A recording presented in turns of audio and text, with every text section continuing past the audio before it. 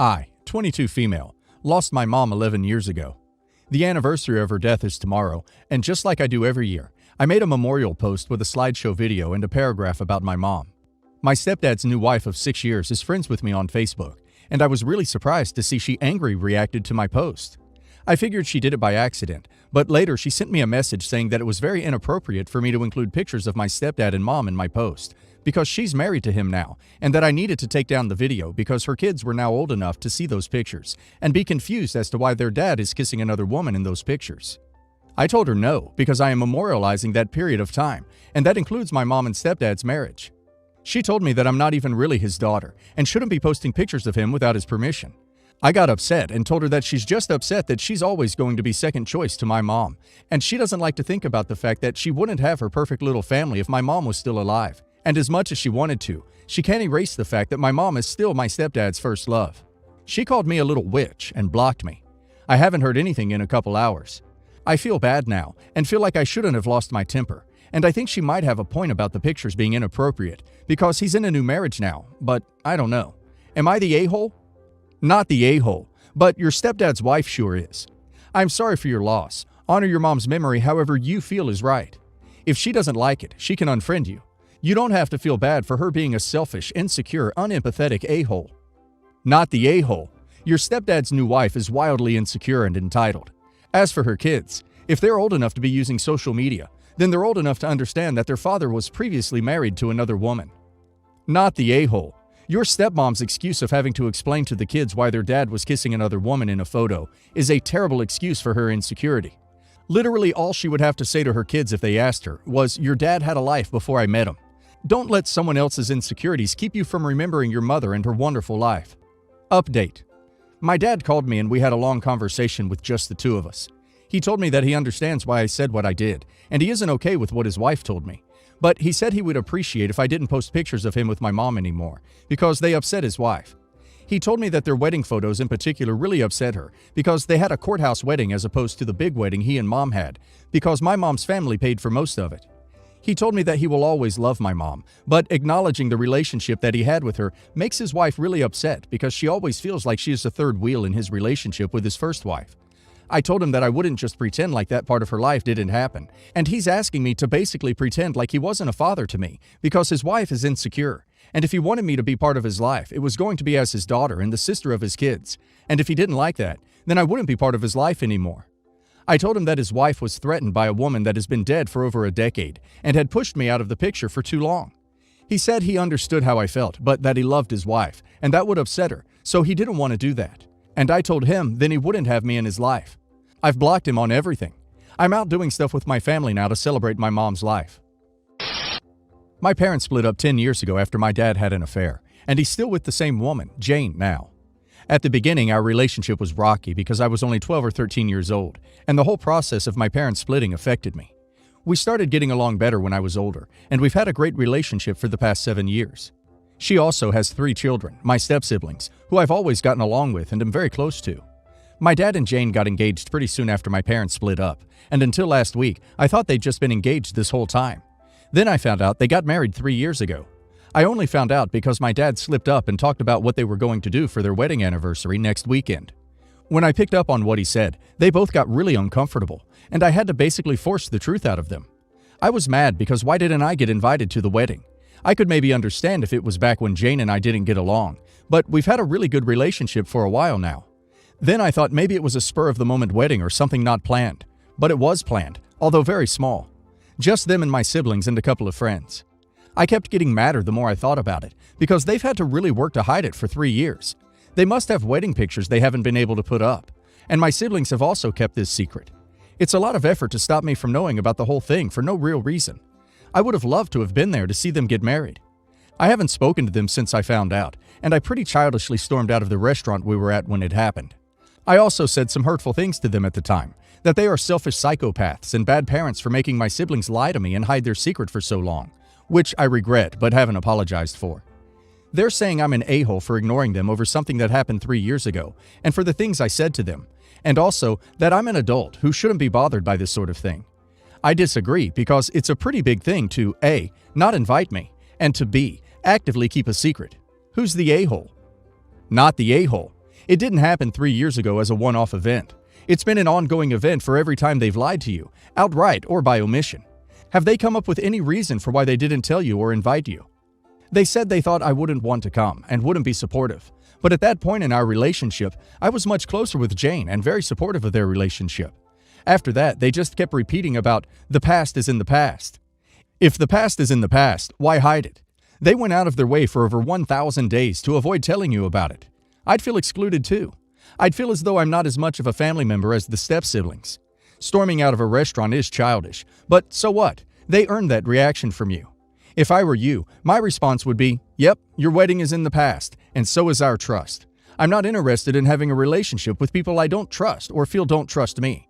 Mind you, I'm a scorched earth kind of guy, not the a-hole. I have 3 children, Anna, 40 female, Becca, 37 female, and Charlie, 35 male. Becca and I are petite, while Anna, Charlie, and my husband are on the heavier side. When Becca got married 10 years ago, she wanted to wear my wedding dress. My wedding dress belonged to my mother. It wasn't a wedding dress. It was a full-length blue satin gown with blue sleeves and ruffles. It was also worn by my aunt during her wedding as a surprise to my mom, because my grandparents used to make fun of my mom for her courthouse wedding in an ugly dress. So, a lot of history. Since Becca and I were similar body-wise, it was easy to alter to fit her and remove the extra stitches so that I could use it again. My husband and I celebrate our every 5 years anniversary in our wedding dresses. Anna has a complicated history with Becca. Anna was very envious of Becca and always excluded Becca and me. I don't blame her because some of the comments from Anna's friends were really hurtful back in high school. Every time she introduces us, someone or the other mentions that they don't look alike. One of her ex-boyfriends even said that Becca and I look like Anna's kids. Cringe, I know. Anna always wanted to have a family, but Becca got to have all these milestones before her. Anna tried her best to be happy for her sister, but she has cried to me multiple times about how unfair it is, and she can't help but resent Becca. Edit. Becca knows this and tries her best to be sensitive to Anna. While they didn't get along while they were younger, they have worked past their issues in adulthood and are now very involved in each other's lives. Anna got engaged recently, and we are happy for her. She has found someone who really loves her, and they are wonderful together. When she last came to visit, she brought up altering my wedding dress and wearing it. I spoke to my friend who worked on the dress during Becca's wedding. She told me that she can alter my dress to fit Anna, but there would be a lot of changes as Anna is much larger. 350 pounds versus my 150 pounds. She told me that while she can try to remove them afterwards, it is very unlikely to alter it back to how it was before. I finally called Anna and told her that I cannot give her my wedding dress, and Anna was very upset. She said that she always pictured herself wearing the family wedding dress on her wedding. She called me fatphobic and a bunch of other words. She told me that this is bringing up a lot of bad memories. She accused me of loving Becca more. I tried to explain to her, but she told me that I would give her the dress even if it means I cannot have it back if I loved her. My mother is no more, and this dress is incredibly sentimental to me. However, I also realize that weight has always been a sensitive topic for Anna. I understand that she is just feeling left out. My husband, Becca, and Charlie are on my side, but Anna and her fiancé are not. Anna even told me that she would stop talking to me if I continue being fatphobic like this. Edit. Becca and I have also offered to help her find or recreate something similar, but Anna has rejected those ideas. Edit 2. What my friend said was that new pieces of the same color, white, needs to be patched into the dress. Dress needs to be cut and new pieces put in, especially for the breasts and hips.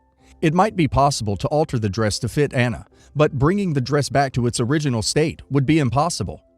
Am I the a-hole or not? Not the a-hole.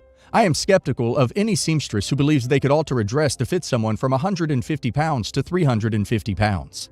You would be better off commissioning a look-alike dress made to fit her. There is nothing fatphobic about this. It is not fatphobic, it's pragmatic. I'm sorry, but editing a dress up from 4 to a 3X is, look, it's a historical dress. At that point, it would be more new fabric than old. It would be a patchwork quilt of the dress, so I get it. To give Anna the dress would essentially be scrapping the dress.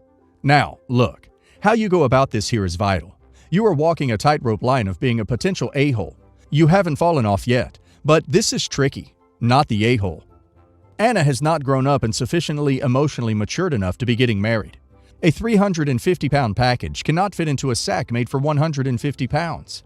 At 40 years of age, one would hope that Anna would have come to terms with her size. Sadly, she is not. Not the a-hole. I, 33 female, am in a lucky position. I own my house outright. I bought it with a mortgage 7 years ago. After several years of saving, and after my 5-year fixed rate expired, I was able to pay off the remainder, due to a couple of inheritances and savings from my bonuses and pay raises at work. 5 years ago, my long-term best friend and early days boyfriend Sam, then male 26, passed away, shortly after which I discovered I was pregnant. I adopted Sam's small son, and later gave birth to male-female twins. So it's been an up and down few years. My older boy's now 7, and the twins are 4. And although their father isn't with us, we've built a very happy home.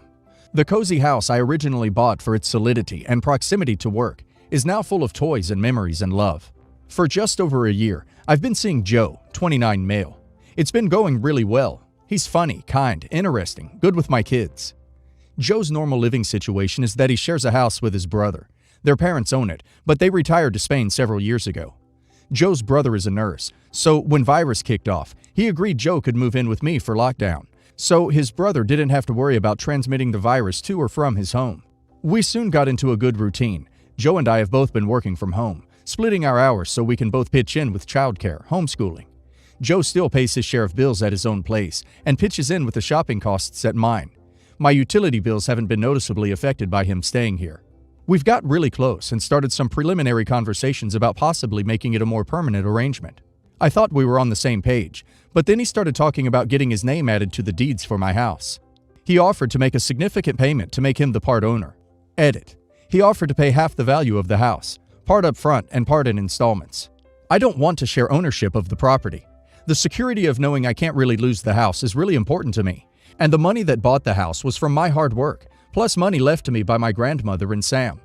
I feel like the house is a legacy for my children, and worry that sharing the ownership with Joe would mean that if we broke up, I might have to sell and uproot the kids. Joe says I'm being selfish and controlling, that my reluctance to commit financially means I'm not really in the relationship emotionally, and I'm denying him his opportunity to get on the property ladder. Everything's gone so well with us until now. It was a huge step for me to bring someone into my family.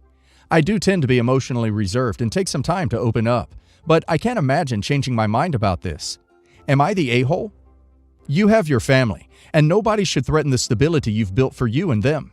What he was suggesting was convenient for him, but incredibly risky for you. The thing about him having a problem with you keeping the memory of their deceased father alive is super troubling, and this auntie is feeling irate about it. Good for you for remembering your priorities and looking out for you and the kids. Update. Last night after the kids were asleep, Joe and I sat down and had a long chat about this. I explained again why it was important to me to maintain financial control of the house. He apologized for calling me selfish and explained a bit more about his circumstances. Apparently, his parents have decided to keep their Spain house as a holiday home, sell the UK house where Joe and his brother have been living, and use the proceeds to buy something smaller but nearer to their daughter, who has MS and recently had a baby. Joe's brother is cool with this, and he's been considering moving into a rented house with a couple of friends anyway. Joe can't afford to buy his parents' house on his own, and they'll need full market value for it because Joe's sister and brother-in-law live in a much more expensive part of the country. So he needs to move anyway, and as we were getting along so well, he thought he'd bring forward his long-term plan a little by moving in with me, and he's a bit weary of living somewhere he has no stake in again. I asked what his long-term plan is, and he said that within 3 years he hoped we'd be married and shared assets, and he'd adopt the kids. Although I haven't ruled out the idea of ever getting married, I don't feel it's something I want anytime soon. And financial independence would still be important to me, even if I was married. As for the kids, I'd only consider sharing legal guardianship of them if they were much older, able to really understand and they wholeheartedly wanted it, in addition to it being what I and my partner wanted. Joe said he sees us as a ready-made family, and he's ready to commit completely. I said that felt very premature and made me feel overwhelmed. I've enjoyed our relationship. I really like him, but I feel years away from the sort of commitment he wants now. He said I'm a commitment phobe, and if I don't change, I'll always be alone. I told him the kids and I managed fine before he came along, and the 4 of us would always be able to cope. Then he said that one of the things that made him uncomfortable in our relationship was how little I need him. And if I'm being honest, that set off more alarm bells than anything else. Then he said he thinks I'm still in love with Sam, and he resents that I talk to the children about Sam and show them pictures of him sometimes. It's true that anyone I'm in a relationship with needs to be able to cope with the background presence in my life of my best friend, the father of my children, and a relationship that never had a chance to go sour. But I'm not going to stop helping his children remember him, however I feel about anyone else. and I don't truly believe that this would be a problem if my current relationship was really love. So Joe and I agreed that he should move out, and that's the end of us. I think we just had very different ideas about where our relationship was and where it was going. Maybe it was my fault as much as his, but I just can't give the grounds he wants. So it's just me and the kids again. I feel pretty cut up about it, but I think it's the right thing to do. Luckily, the relationship was young enough when he moved in that we introduced him to the kids as a very good friend who'd be staying for a while, rather than some permanent father figure. So, although they were sad to see him leave so suddenly, they've taken to it much better than I have, and I expect they'll soon be over it.